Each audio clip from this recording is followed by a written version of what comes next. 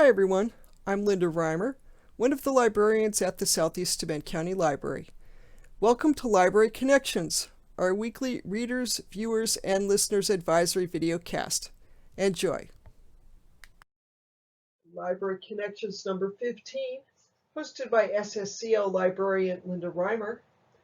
This video cast is being recorded on Thursday, August 13th, 2020. Jumping right in with the top 5 books on the New York Times fiction bestseller list for this week. At number 1, we have Where the Crawdads Sing by Delia Owens. In a quiet town on the North Carolina coast in 1969, a young woman who survived alone in the marsh becomes a murder suspect. At number 2, The Vanishing Half by Britt Bennett. The lives of twin sisters who run away from a southern black community at age 16 diverge as one returns and the other takes on a different racial identity, but their fates intertwine. At number 3, Sucker Punch by Laurel K. Hamilton, the 27th book in the Anita Blake Vampire Hunter series. The evidence that a were-leopard killed his uncle just doesn't add up. At number 4, The Silent Wife by Karen Slaughter, the 10th book in the Will Trent series. Investigations of 2 crimes forced Trent to call on his girlfriend's expertise as a medical examiner. And rounding out the top 5, The Guest List by Lucy Foley. A wedding between a TV star and a magazine publisher on an island off the coast of Ireland turns deadly. Moving on to the top 5 books on the New York Times nonfiction bestseller list for this week. At number 1, Live Free or Die by Sean Hannity. The Fox News host offers his assessment on what is at stake in the 2020 election. At number 2, Caste by Isabel Wilkerson. The Pulitzer Prize-winning journalist examines aspects of caste systems across civilizations and reveals a rigid hierarchy in America today. And if you thought you heard a meow, yes, my cat has come to supervise me. At number 3, Too Much and Never Enough by Mary L. Trump. The clinical psychologist gives her assessment of events and patterns inside her family and how they shaped President Trump. At number 4, White Fragility by Robin DiAngelo. Historical and cultural analysis on what causes defensive moves by white people and how this inhibits cross-racial dialogue. And at number 5, How to Be an Anti-Racist by Ibram Kendi. A primer for creating a more just and equitable society through identifying and opposing racism. Jumping right in with our first recommended read for this week. This one's fiction. It's called The Body in the Garden, written by Catherine Shellman. 2 years into their marriage, Lily Adler's husband succumbs to illness and dies in 1815. After a mourning period in the country, Lily moves to London's fashionable Mayfair neighborhood, where Lady Serena Walter convinces her to attend a party. While at the party, Lily overhears a whispered conversation between 2 gentlemen, and then suddenly, a gunshot. Convincing her late husband's friend, Captain Jack Hartley, to investigate, she leads him to the clearing where she overheard the conversation, and they discover the unfortunate victim. When the magistrate declares it a case of murder by persons unknown and tells the Bow Street runners to stop investigating, Lily is livid and vows to find the murderer herself. Confident in her ability to unravel the clues, she is unprepared for the repercussions of her investigation. Will she unmask the killer before she pays the ultimate price herself? Verdict. Fans of historical mysteries and intelligent, strong women sleuths, such as Tasha Alexander's Lady Emily, Darcy Wilde's Rosalind Thorne, or Andrea Penrose's Charlotte Sloane, will want to add this series opener to their TBR pile. And the review is from Julie Cicerelli from the Tacoma Public Library for Library Journal Review. That sounds like a great one. I've got that on my TBR list, although I do eBooks, so it's going to be on my e-reader. Moving right along, our second recommended read of the week is also fiction. This one's called Empire of the Wild, a novel written by Cherie Dimaline. Dimaline's inventive, passionate quest narrative draws on the Metis myth of a werewolf-like creature known as a Rougarou.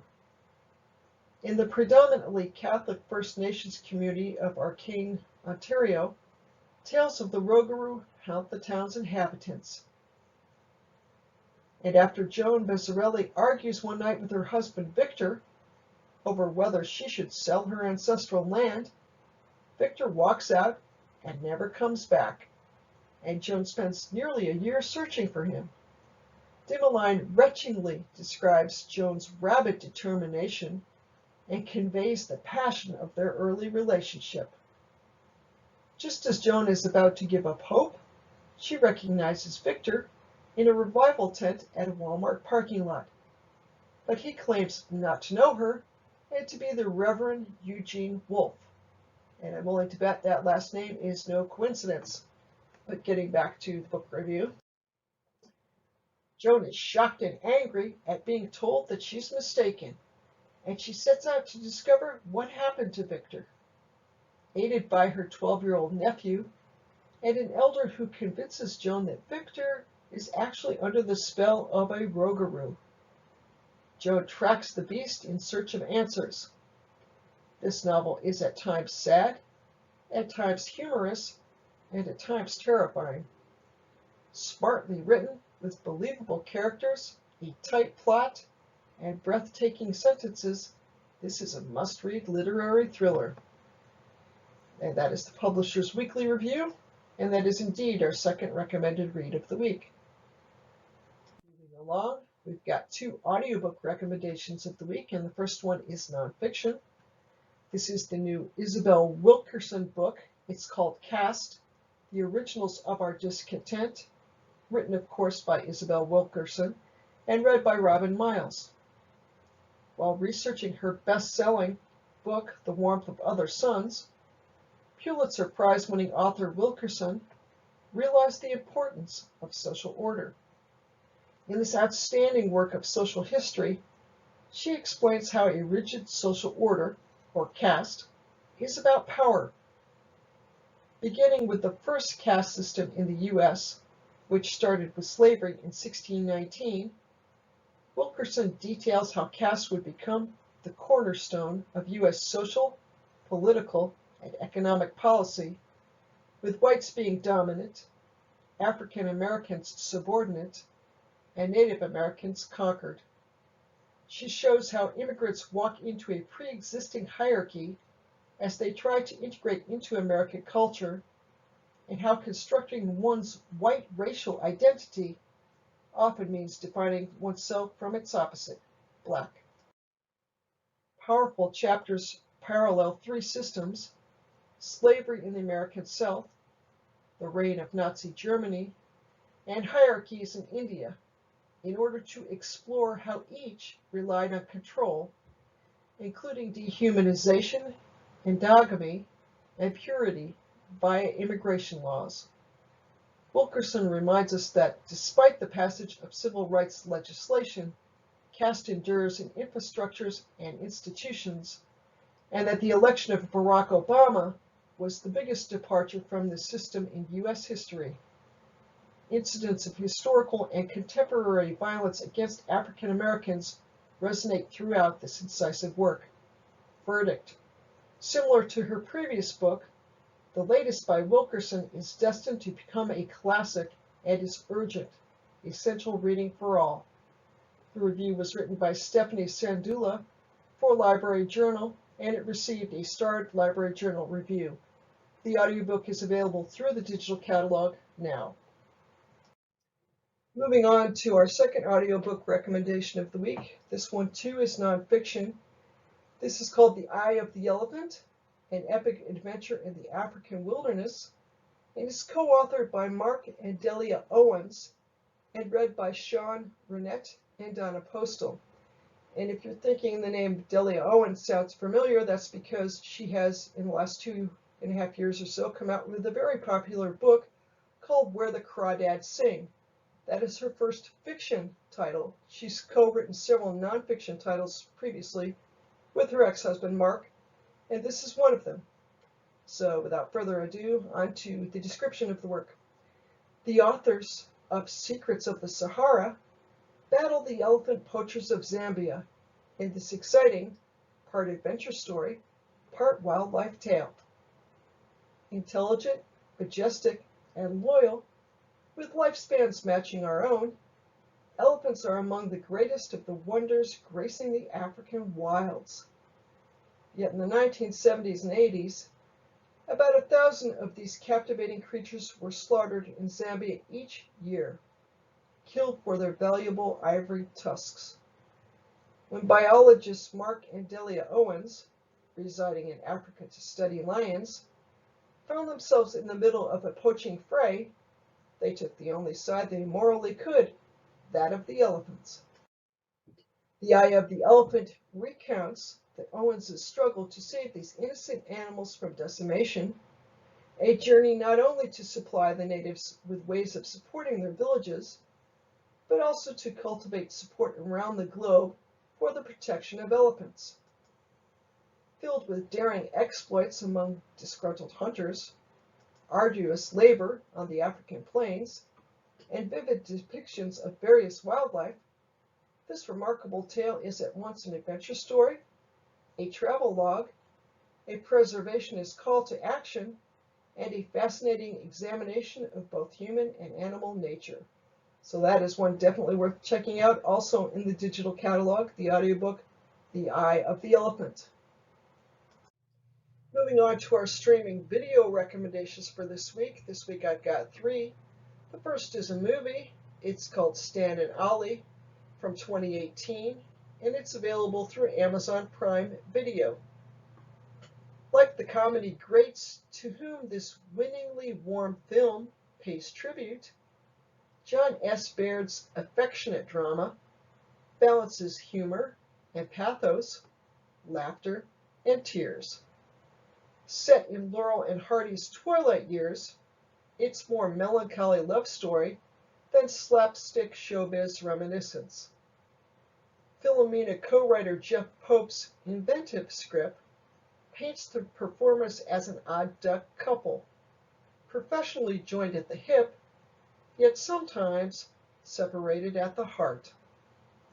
Superb headline performances from Steve Coogan and John C. Reilly are matched by equally sparkling supporting turns from Nina Aranda and Shirley Henderson as Stan and Ollie's combative wives, providing what an astute promoter dubs 2 double acts for the price of 1. As the film opens, we meet Laurel and Hardy in 1937. They're at the top of their Hollywood game. They're popular, but underpaid. Then the movie flashes forward 16 years and shows the duo with their glory days as Hollywood's premier comedy team long behind them. And they're launching a farewell tour of England and Ireland and wind up reminding audiences and themselves of the magic of their partnership. And the review is a dual review from Netflix and Mark Kermode for The Guardian. If you like history and the history of film and drama and just a well-acted movie, this is one for you. That's definitely on my list. Since we're in the dull days of summer where there's not new content, or not much of it anyway, on streaming video platforms. Moving Moving on to our second streaming video recommendation for this week.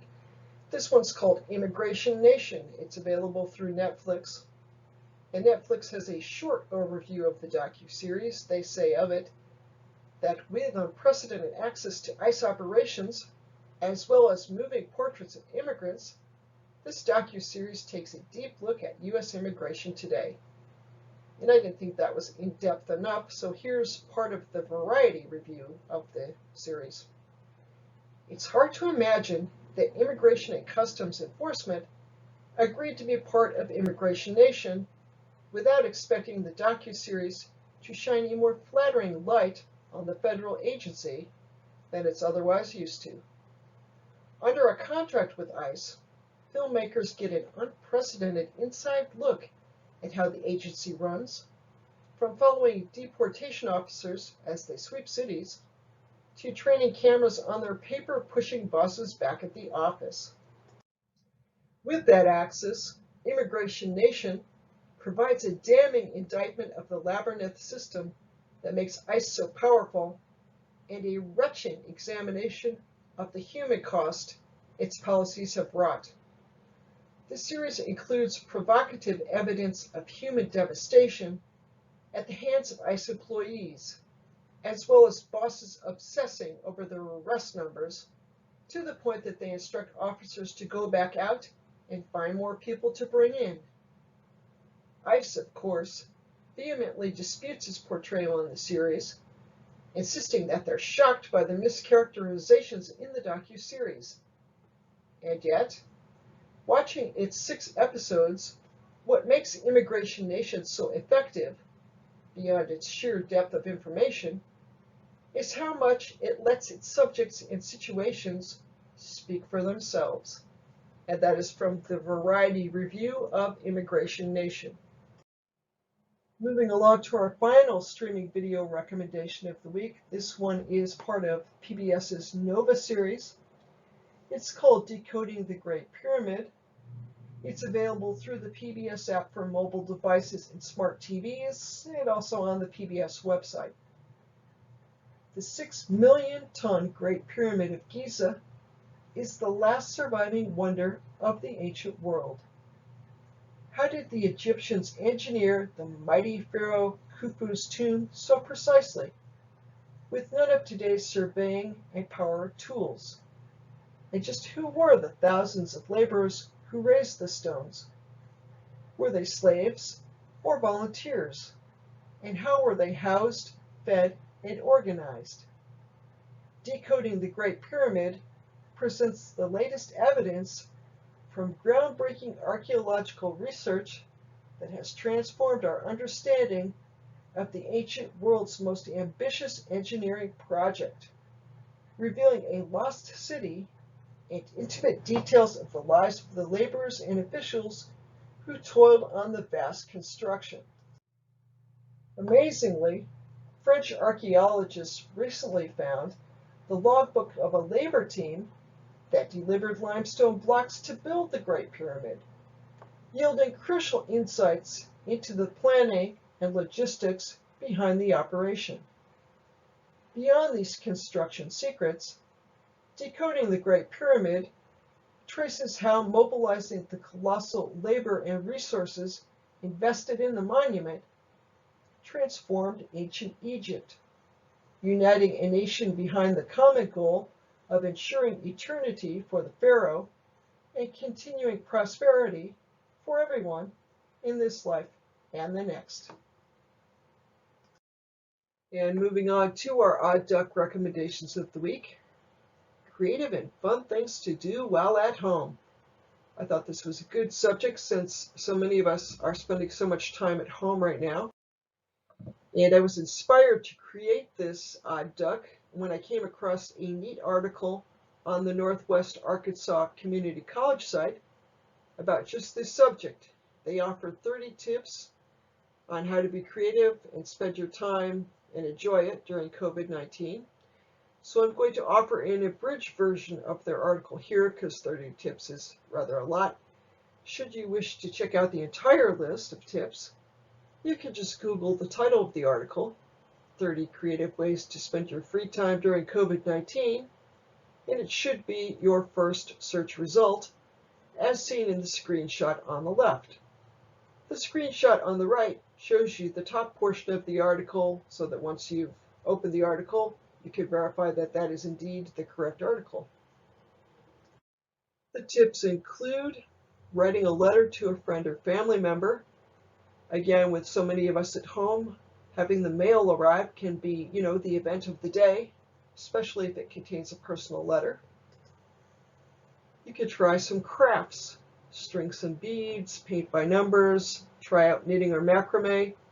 If you happen to have newspapers and flour, you might even do some paper mache. That could be fun. You can create a playlist with upbeat songs and then sing along. That sounds like fun. You can give your bedroom, living room, or office a mini makeover. Example includes hanging new pictures, putting up a new display, adding new accent pillows, or even, if you're feeling ambitious, painting the walls. You can plan a thematic movie marathon and fix special food as a compliment. So you could watch, say, all the Back to the Future movies, all the Raiders of the Lost Ark movies, a bunch of Marvel movies. If you're somebody like me that likes British TV, you might watch a bunch of Broken Wood mysteries. Those are TV episodes, but they still count. Or you could rewatch the Poldark series and have some food you really enjoy while you're doing it. Maybe the Harry Potter series. You could go for a slow walk around the block or take a bubble bath. Or you might do both. Not at the same time, of course, but you could certainly do those things. Bubble baths are always relaxing. You could browse cooking sites for new recipes, for example, the allrecipes.com site, Food Network site, or the Epicurious website. Here are a few ideas from Linda's Corner of the World. And keep in mind, in addition to being a librarian and being a huge fan of books, I also am a big fan of technology. So my first suggestion is to create an animated slideshow and/or video with PowerPoint, like this one, because I do use PowerPoint and its video feature to create the Library Connection series of videos. That's not all I use, but I do use it, and it's fun. You can go to YouTube, that is youtube.com, and search for relaxing videos. For example, relaxing rain, relaxing ocean, etc. They have a ton of videos, and they have hours and hours. So if you want to listen to the rainfall for 10 hours, you'll be all set. I like to have that in the background while I'm reading. Sometimes ocean waves, sometimes the sound of crackling fire in a fireplace. Not at this time of year, though, of course. And moving along, check out popular podcasts in the native app on your smartphone or tablet. Android and Apple devices come with a native podcast app, so you don't have to install anything initially. You can just go to that app and take a look at what they suggest. And not all of them are news related. Some of them are entertainment related, history related, craft related, arts related. So you can't escape news of COVID-19 by subscribing to some podcasts. And you knew I was going to say it. You can always read a book or listen to an audiobook. And as a big hint, the library offers both through the Libby and Overdrive apps. And of course, you can now request items and pick them up by appointment at the library annex too. And you can listen to music. You can create custom stations through Pandora at pandora.com or a variety of other sources for free. And when I say create a station, that is based on an artist or a song, so you might have a Duke Ellington station, a Pete Seeger station, or a Mariah Carey station, whatever kind of music you enjoy. That's always fun. And you might also play a computer game. And I'm not familiar with every gaming site out there, and a number of people, of course, already have consoles, which is different, but I can recommend 3 sources as being reputable places that you could get computer games to play on your Windows computer or your Mac. And they are from left to right.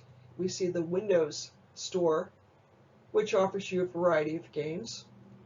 In the middle, we see the Mac App Store, which again offers you a variety of games. And On the right-hand side of the page here, we have the Steam site, and some of their games are free to play, which is why I showed that, and that's for mostly for Mac or PC if you go to Steam. So that's the odd duck for this week. Moving on to our cute cat photos of the week, we see Piper at left in one of her favorite spots on the bench in front of the picture window in my front room. And at right, we see Winston trying out my new bedspread. I'd say he likes it. He looks like he does. If you have questions about this weekly video cast, send me an email. My email address is reimerl@stls.org, and I'll get back to you.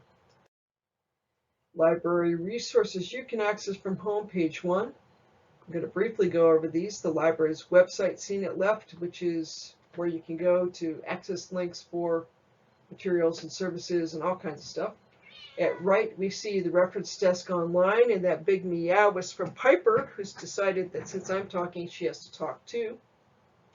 So anyway, you can still submit reference desk questions via the virtual reference desk, but as the library is now open in our annex location, you can also call us at area code 607-936-3713. We're there Monday through Friday from 9 to 5. Moving along to library resources you can access from home, page 2, and Piper likes this page too. We see StarCat at left. That's the catalog of physical library materials. And on the right side of the page, we see the schedule and appointment page found on the SSCL website, and that's notable because you can now come in and browse the collection at the annex, but you must make an appointment, as you must also continue to do if you wish to pick up holds or return books. Library resources you can access from home, page 3. We see the web versions of the digital catalog, eBooks and downloadable audiobooks, and RB Digital on-demand magazines. There are apps for both of these. The RB Digital app is just that, RB Digital. The digital catalog apps, there are 2 of them. They're both the same company. For newer devices, it's Libby, and for older devices, it's Overdrive. And library resources you can access from home, the final page, page 4, the library's blogs, where there's a lot of cool content depending upon your interests. We've got a book club for adults. We've got the local history blog, Corning NY History, Creation Stationery, the Makerspace blog, Story Musings, a blog hosted by the library's resident author and head of adult services, Michelle Wells. That's excellent. And of course, there's Tech and Book Talk, which is what it sounds like, a little bit about technology, a little bit about book reviews, and, things I think that are interesting book-wise that you might be interested in too. Social media, just a weekly reminder, you can connect with the library and post questions via social media. The library has pages on Facebook, Twitter, YouTube, and Instagram. In relation, each video in this series is available on demand via the library's YouTube page after it has first been shown on Facebook Live. References, I'm not going to read these, but should you wish to check out the articles I used to create this week's Library Connections video, here they are. And on to the tech tip of the week. Hi everyone, welcome to the tech tip of the week. I'm going to walk you through briefly how you get a digital library card. That is, you can get a card to check out ebooks, downloadable audiobooks, and digital magazines without leaving your house. You can, or someone in your family can, or your friend or relative, whoever you know that would like to have a library card to check out digital content. If you want to check out actual library materials on site, this membership can be converted to a full membership, and you'd have to make an appointment at our annex or another library in the system to do that. But just to check out digital content, if you don't have a card, your first step is to go to the website you see in front of you. This is StarCat, starcat.stls.org. And this is kind of the informational hub for where to go to get content in the system, both digital and print, because StarCat is the catalog of physical library materials. So large print books, DVDs, you can search for those in StarCat. And this is also where it's the easiest way to access the link. Over here it says on the left-hand side of the page, sign up for a digital library card here. It's about 5 inches down. It's purple. It shows a little library card in blue. So if we click that, just left click that or tap that, and you get this online registration form. And you just have to fill this out. Pretty straightforward. The only thing that's a little different is you got to click the down arrow to get your library, and you want to know that we're under Corning, even though we're the Southeast Bend County Library. And so you fill all this out, you create a PIN, you confirm your PIN, choose your library, then click on the box I'm not a robot, and click register. And you will then be provided with your digital library card information, which is a digital library card to go along with your PIN so you can check out digital content. Now from here, I'm going to close this tab and go back to StarCat. And I'm going to bring this little notepad up here again so that you can see staff is at the annex Monday through Friday from 9 to 5 if you wish to call us with questions about this process or anything library related. And the reason I'm bringing us back to StarCat is there are apps for digital content, Libby and Overdrive for eBooks and downloadable audiobooks, and RB Digital for magazines. And on the right side of the page here, you can see it says Overdrive and RB Digital. It's about 5 inches down from the top on the right-hand side of the page. These are the web-based catalogs because you can also check this material out on a computer if you want to. So if I click the link where it says Overdrive, Access eBooks, and Audiobooks, this is the web version of the catalog. So I could, for example, check out the Darwin Affair and read it on my computer if I wanted to. I'm going to click the back arrow and go back and briefly show you again. RB Digital, same thing. These are magazines. And the nice thing about the magazines with RB Digital, well, there's several nice things, but briefly, there's more than 3,000 magazines now because the RB Digital magazine folks just merged with the Overdrive eBooks and audiobooks folks. So it's all part of the same company. So there's lots and lots of magazines. And you do check these out, but you never have to return them. They have no due date. So that's kind of cool. And I'm going to go back to StarCat again. To get started with all of this, this is a really great place to start finding library information. Anyway, go to starcat.stls.org. If you have questions about this process, call the library at 936-3713. We're there 9 to 5, Monday through Friday. And that is, in a nutshell, how you get a library card and access content. I think I already mentioned, but I will again. There are 2 apps for ebooks and audiobooks, Overdrive and Libby, both available through your App Store, and just 1 for magazines, RB Digital, which is again available through your App Store. And you might think to yourself, why on earth does Overdrive have 2 apps? That's because for some of the older devices, you have to use the Overdrive app. If you have a new device or a newer device the last couple of years, use Libby, the Libby app. And that's the Tech Tip of the Week. And that's it for this week. I'll see you next week with another edition of Library Connections. Stay cool.